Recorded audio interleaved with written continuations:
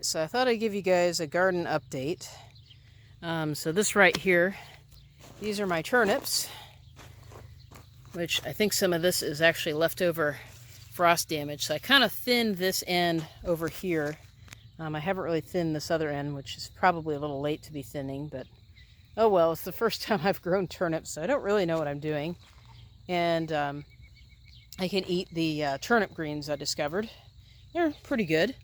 But I'm pretty impressed. My peas are blooming. So this is about as good as I've ever done peas. But then again, this is probably the second time I've grown them. Right here I've got some kale. And the kale's doing pretty good. I'm going to have to start figuring out how to harvest it. Got the beets. Got a few weeds in there. This is this is lamb's quarters. Chenopodium. It's actually a distant relative of quinoa. So, if you want to be like, hey, I'm going to eat some quinoa, you can actually eat these. Not bad. I'm pretty sure that one over there may be Chenopodium berlanderi, which was actually domesticated by the Native Americans. Anyway, these are my radishes, what's left of them. I'm just leaving these basically to bloom. I have the arugula, and then I have my lettuce is kind of underneath, so I may have to rip out a little bit more arugula because I do want to save some seeds, but this is getting ridiculous. So, unfortunately, that's kind of messing up all the lettuce and getting dirt on them, so I don't know what I'm going to do. Maybe I'll just cut them.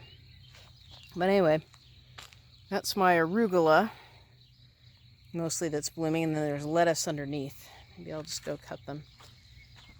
So over here, we've got the beans. These are our bean towers. And we'll probably put some straw on them soon. They're almost big enough for that. And they really popped up really well after we just had that rainstorm. So they're doing pretty well. Then over here, got kind of the end raised bed. I've got two little mounds right here. I put in some squash, some zucchini.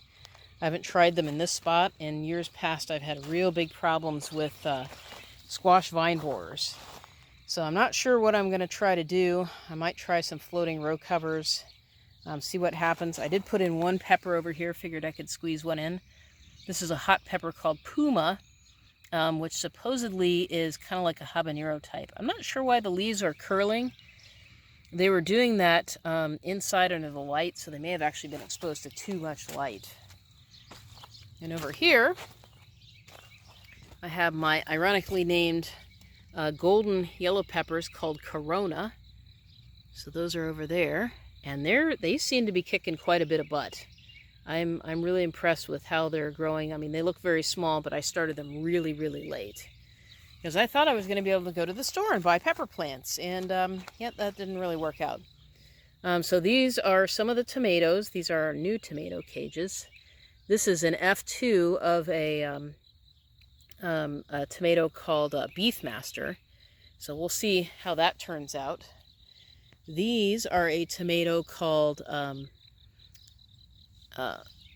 Matt's Wild Cherry.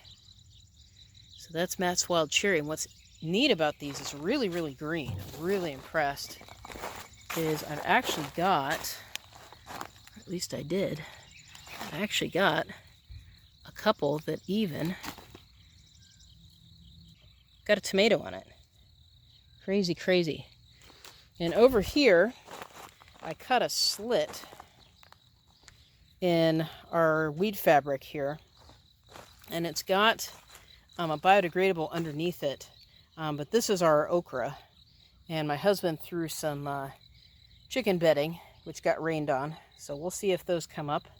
I just planted them recently, so they haven't had a chance to do a whole lot.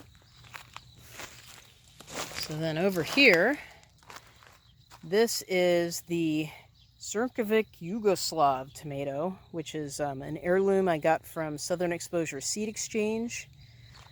These guys are Blue Lakes. I had some empty space in the row because some of them didn't come up. I'm not really sure why, but I threw some more seeds in there, so we'll see what happens. This is more of the F2 of the Beefmaster, and they really look nice. I mean, they've really I think they may have gotten a little bit of frost damage here, but they're doing pretty good. Then I've got a little cilantro right here, which we actually got at the farmer's market many months ago. Then I've got some more blue lake. I've got a pepper over there, and then I've got some more turnips, which I think I should have done radishes instead of turnips, but I wasn't really thinking about how long they take, so that's what I ended up with. So over here, this one's the closest to our driveway. I've got some chives that one of my students started. This is spinach, so this is the first time I've grown spinach. And it came up pretty well, so it's doing okay.